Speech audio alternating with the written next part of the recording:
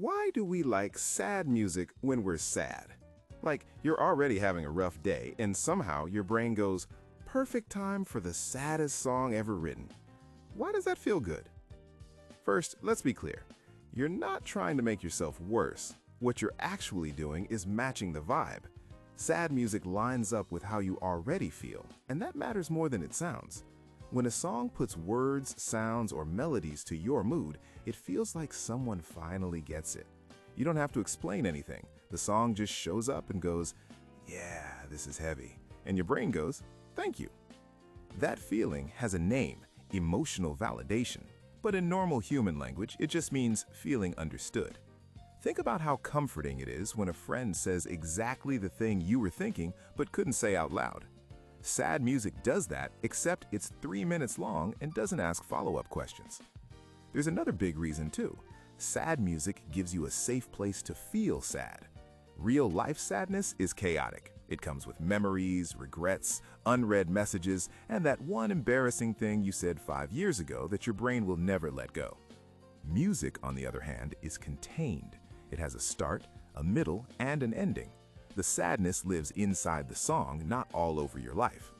So instead of your feelings spilling everywhere, they get poured into a neat little container that lasts, say, 3 minutes and 40 seconds. It's basically sadness with boundaries. Honestly, very responsible.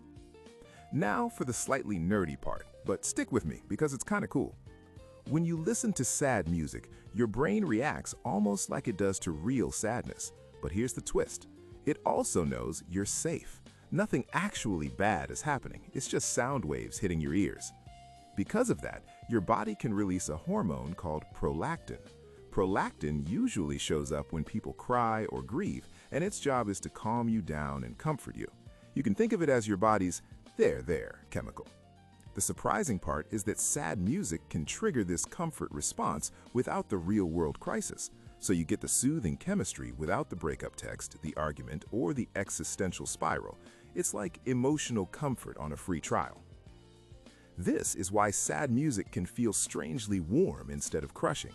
Your brain is basically handing you a tiny blanket while you stare dramatically out a window like you're in an indie movie. And when you actually let yourself feel the sadness, maybe even tear up a bit, something else happens. Your nervous system often settles afterward. That's emotional release. Not wallowing, not being dramatic, more like clearing out emotional clutter so things can run a little smoother again. There's also the connection piece.